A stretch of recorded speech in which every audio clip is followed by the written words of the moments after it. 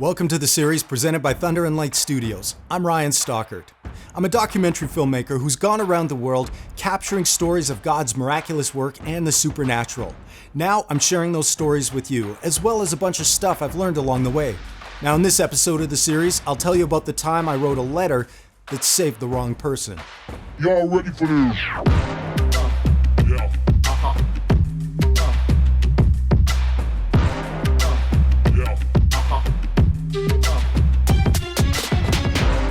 It was a few years ago. I was getting my hair cut at a local chain salon in the mall. So I kept getting the same woman cutting my hair, and as we got to know each other, we opened up about our lives and would share a bit more each time. She's a single mom. Her kid was going through some traumatic stuff because she had an abusive ex-husband and she just didn't know what to do with her life.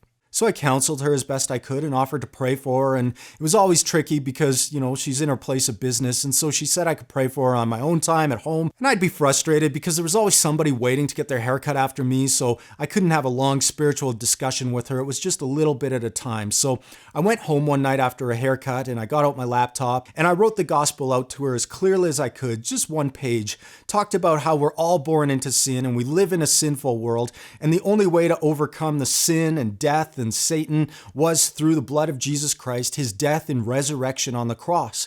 And that to be saved, to be born again and made right with God, the only way to God was through faith in Jesus Christ, and that it was a free gift, and that there was nothing she could do to earn the gift of God. She only had to put her faith in Jesus.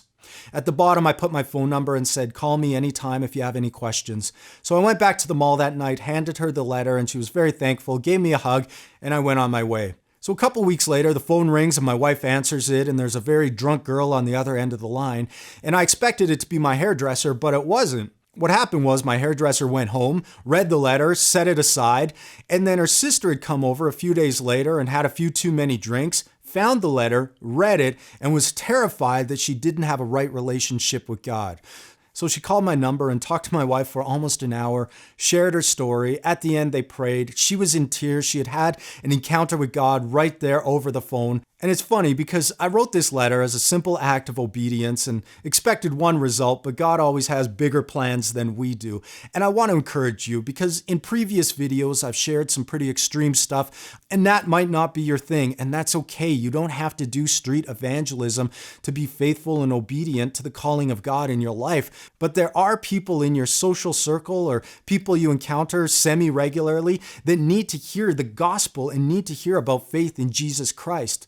It's the gospel that's the power into salvation, not your wise words, not your great presentation. And you might even fumble and stumble your way through it and think it's a complete failure, but God always has bigger plans than you do, and he'll use the little that we have and make something great and big out of it. So let's be obedient to the Great Commission. Go into the world, make disciples, teaching them everything we know about Jesus, and let's see our world transformed one person at a time. And don't give up on someone. It's important to fight for them, even to the very last breath. In the next episode of the series, I'll tell you about the battle to save my uncle's soul while he laid in an induced coma in a hospital bed. Thanks for watching this episode of the series. Share this video with somebody who needs to see it, subscribe to our channel, and go to thunderandlightstudios.com to see more of our films.